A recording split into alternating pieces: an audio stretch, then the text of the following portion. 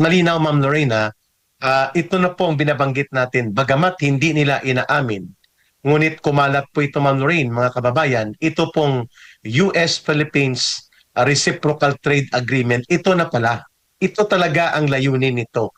Sakupin, kontrolin, sakalin ang ating pang-ekonomiya at ang ating buong panglipunang kalagayan sa pamamagitan po nitong pag-i-impose ng makaisang panig, iskandalusong pangbabalahura sa interes ng sambayan ng Pilipino.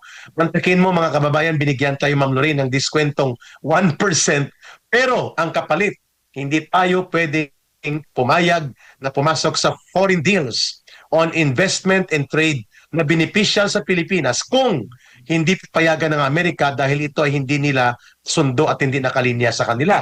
Pangalawa, mga kababayan, tayo po ay mayroong hindi mapigilan ni Donald Trump, mga kababayan, na ibalita sa buong mundo na aside from this very onerous na isang panig at iskandalusong mapang-alipin na uri ng trade deal nila ni Marcos kontra sa interes ng mga Pilipino, may military and defense deal na hindi nila ibinulgar.